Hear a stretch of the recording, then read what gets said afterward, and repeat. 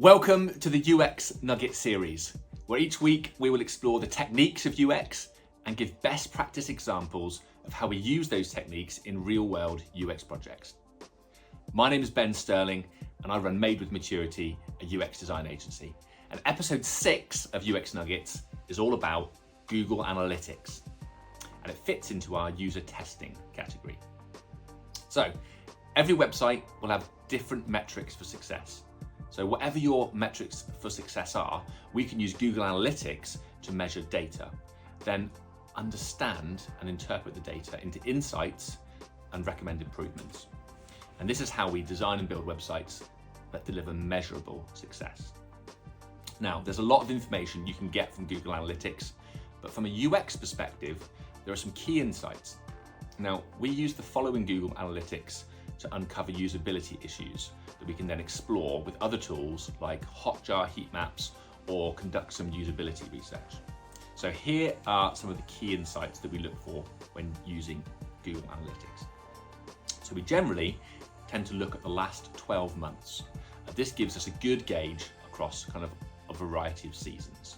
Now, if you want to look at a particular campaign, or when your website had a particular set of content, then obviously look at a slightly more focused kind of date range. Then when you've got that date range, we'll go to reports, engagements, pages and screens. And we'll be looking particularly for spikes, because those spikes are probably kind of bot traffic. And if we're getting these large spikes, we need to ignore those because otherwise it can skew the data. Then the next thing we'll do is we will adjust the page to show about 25 rows per page, just so we can kind of see a little bit more of the data. Then we'll order the data in numbers of views, largest first, which is probably your default view anyway. Then we'll be asking ourselves the question, is the data that we're seeing, is this as expected? Now, usually your home page will be first, will be top of the list, followed by your services or what you do, then maybe an About Us page and a contact page, or a similar type of order for those similar sort of pages. And we'll be asking ourselves, are there any pages that seem unusually high on the list in that order? And are there pages that seem unusually low on that list? If so, then these pages should be looked into further. And some of the things that we will look into are average engagement time. So users actually staying on the page and finding what they want. And if they're staying on the page for an average of longer than 15 seconds, then they're generally finding what they want on that page, which is a good thing. We'll also be looking at what is the exit rate on that page. So if the exit rate is high or the engagement time is low, then checking the difference between desktop and mobile, are they similar or is one kind of skewing the other? If it is skewing, if one of the kind of devices is skewing the other, then we'll investigate it further on the one that's kind of skewing it to find the problem.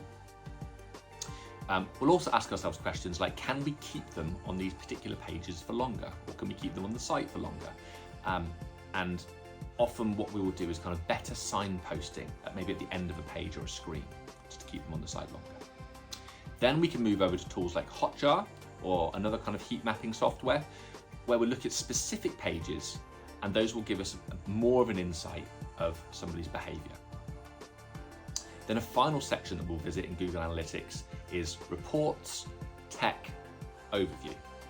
And we'll look at what is that desktop, mobile, tablet split of your traffic. Is your website optimized for your primary audience? Now, in a world where we're often encouraged to think mobile first, I would ask, is mobile your main technology?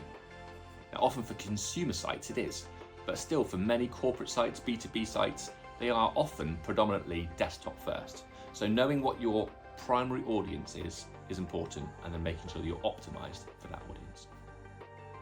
Now, there's a lot of information you can get from Google Analytics, but from a UX perspective, we find that this base overview gives us enough data to uncover the main UX issues. And that's the end of episode 6, Google Analytics. Next week, episode 7 is all about mood boards. So see you next time.